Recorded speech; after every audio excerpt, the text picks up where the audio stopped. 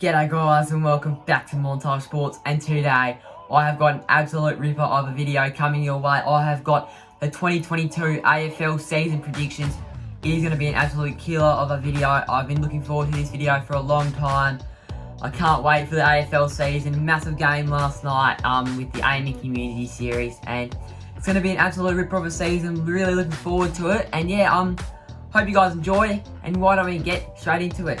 So, starting off, I'm going to start with the team who I think will finish first on the AFL ladder, and that team is the Brisbane Lions. Obviously, they have been on top for a long time. For the last 3 or 4 years, they've been doing pretty well, and to be honest, I think they will fold in the finals. I think they will finish first, but I think they will fold in the finals.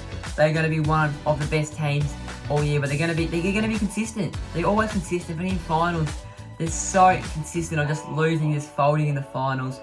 They're going to win the minor premiership. Jarryd Lyons is going to have a breakout season. I'm really looking forward to watching Jarryd Lyons play this year. Obviously, he had a great season last year, and he is going to play really well.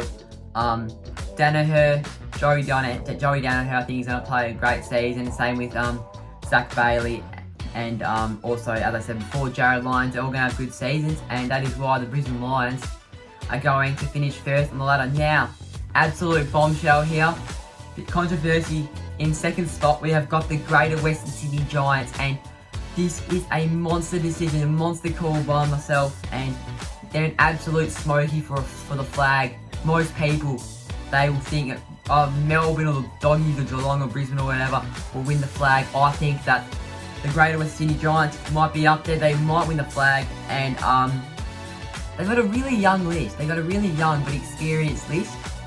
Like, they've got young players, but they've been in for 3 or 4 years, and they know what they're doing. They lost their last 4 games last year, and they ended up making it through the semi-final. The Giants, they know how to do it. They know how to get through to past the 3rd week of the finals, and they've got really good depth. They're going to be an absolute powerhouse, and for years to come. I'm really looking forward to watch Tim Taranto, Jacob Hopper, Josh Kelly, Stephen Coniglio. I reckon might have a pretty good season, and same with Lakey Leo and Phil Callahan. I'm interested to see how they perform, and yeah, it's going to be good to watch the Greater Western Sydney Giants run around this year. In third spot, I have got the Melbourne Demons, the reigning premiers. I do not think they're going to do better than last year. That's actually pretty hard to go back to back. And yeah, I don't know, but the Melbourne Demons, they're going to play well. They're not going to do as great as they did last year. They're sadly not going to go back to back at the MCG, and which is going to be upsetting for the Melbourne faithful. But I think they're going to have a pretty good year. Disappointing loss against Carlton last night. I know that it was just the pre-season, but they had almost full team, and yeah.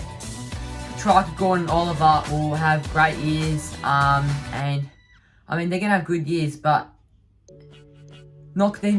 I think that most teams, like you saw with Carlton, I saw Carlton last night, but they know how to play Melbourne. They know that their tactics. They've studied them. Most teams will be able to study them and break through the Melbourne wall that they have. Western Bulldogs in 4th position in my choice, and they are a real contender this year. I don't necessarily have them doing better than last year, but I can see players like Bontempelli and McRae really stamping their foot down and creating a presence.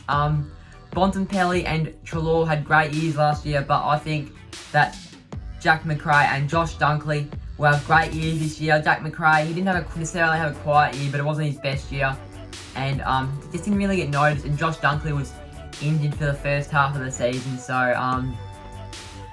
yeah, those 2 players are going to have great seasons. And sad news for the Doggies, round 21 last year, Joshy Bruce did his ACL, and he's going to miss probably the whole season, 2022.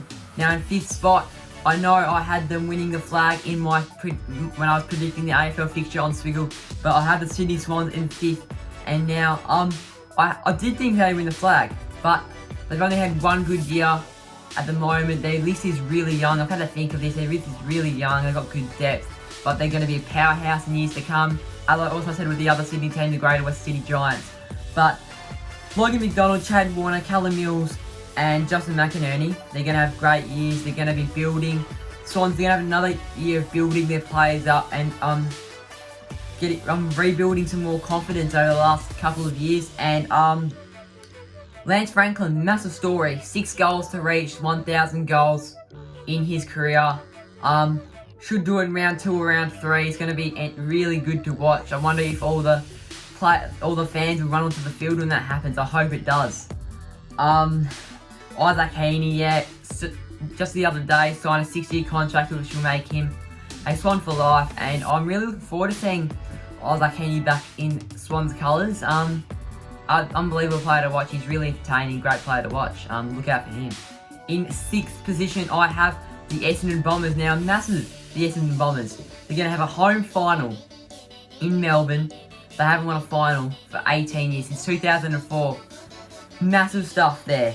Parrish, Merritt and Ridley are going to have great years, but look out for Kyle Langford and Peter Wright. They're going to have outstanding years. Kyle Langford had a pretty good season last year. Peter Wright, that game against the Western Bulldogs, and he kicked 7 goals. Look out for Peter Wright. Look out for Kyle Langford. They're going to have great seasons. And can they possibly break the 18-year drought? I hope they do. They might not. But hopefully the Essendon Bombers break their 18-year final winning drought.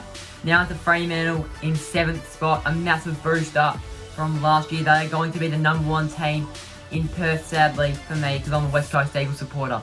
But Fremantle, the Dockers, I can see them finally making that. They've had a long, slow rebuild, and took about 3 or 4 years, but now they're going to be outstanding this year. They're going to be outstanding for years to come, and they're finally rising to the plate. They're going to start playing some really good footy. I can just see them playing some really good footy. It's going to be really entertaining. It's going to look really interesting to watch the Dockers play some consistent, an exciting brand of footy.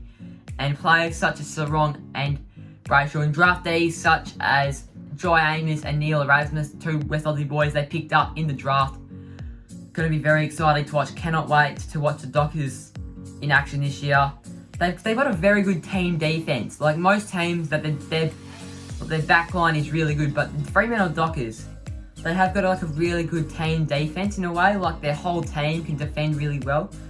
The problem with the Dockers last year is that they were really slow. But when they wanted to attack the corridor, they were slow. But then they attacked the corridor, and then they stuffed up turnovers, and they just lost on turnovers last year, the Dockers. So hopefully they can stomp that out of their game plan. Richmond, now finishing in 12th last year, terrible season for them. They're going to finish in 8th spot in my opinion. They had terrible year last year, injuries, inconsistency. I think that they can reign over it and get back up to the top. They are an unbelievable 4th quarter team. I remember watching the Dreamtime game last year. They were 10 points down with 15 minutes to go, and they ended up winning by 39 points. They kicked like 10 goals in the last quarter. It's unbelievable. Shyball and Dustin Martin just spanked the Bombers out of the park in the last quarter.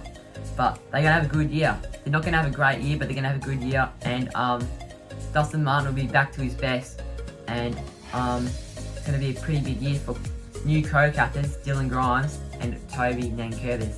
Now, so that is my top 8. Brisbane, Greater Western Sydney, Melbourne, the Western Bulldogs, Sydney, Essendon, Fremantle, and the Richmond Tigers.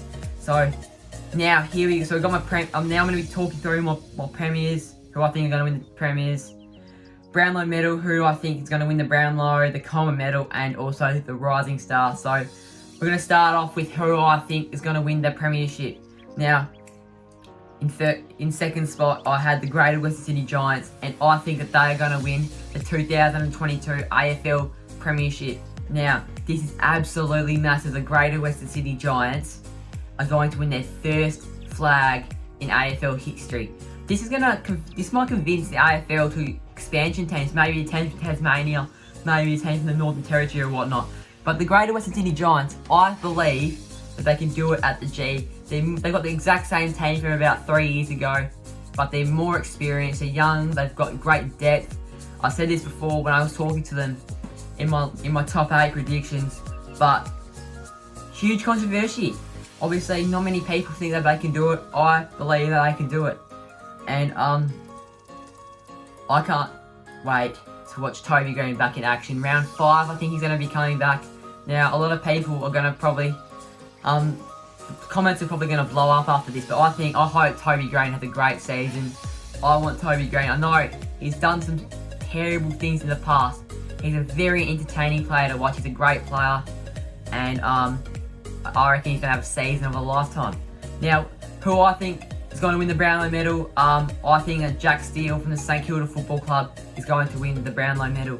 Now, I originally thought that Jared Lyons or Jack Macrae would win the Brownlow, but I realised that they had players such as Marcus Bontempelli and Lachie Neale on their team, and that is pretty hard to win the Brownlow. We've got two superstars playing alongside you, and Jack Steele at St Kilda, he's pretty much the outright leading best player in that team by an absolute mile. So I believe that he will win the Brownlow medal, and he's going to have a great year in the red, white and black. Now for the Coleman, a lot of people might think this might be a bit of a smoky, this might be a bit outlandish. He has won the Coleman before, and I've gone with Ben Brown from the Melbourne Football Club. Now, he has won it back in 2019, or I think it might have been 2019 or 2020. But Ben Brown, I believe, can win the Coleman. He's back at the Melbourne Demons. He had a quiet year last year, had a great final series, and I'm really looking forward to seeing him back in full fitness, in full flight. And he's got players like Petrarca and Oliver and Gawn just to drill it onto his chest. He's a great leader of the footy. He might have a really unconventional style of a set shot, but Ben Brown, I believe, will win the Coleman medal for 2022. And now, finally, we have got the rising star. I believe that the rising star will be Nick Daicos from the Collingwood Football Club. Father-son rule. He's the son of Peter Daicos. He's the brother of Josh Daicos, and I reckon that he might be the best Daicos of them all. He's probably the favourite for the award. He was picked 4 in the 2021 AFL draft, and he's a great in and under midfielder.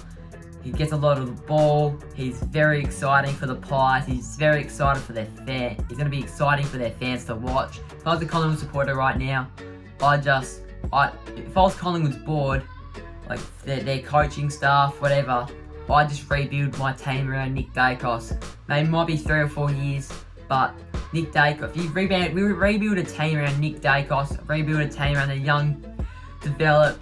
young developing core, build up your depth. That is what you should do if you are in Collingwood's coaching staff and if you're on their board. So I'm really looking forward to watching him. Thanks for watching. Comment down below what you think on my 2022 AFL season predictions. Comment down below on what you think. Thanks for watching. Hope you enjoyed. Remember to like and subscribe. And yeah, I guess I'll see you in the next one.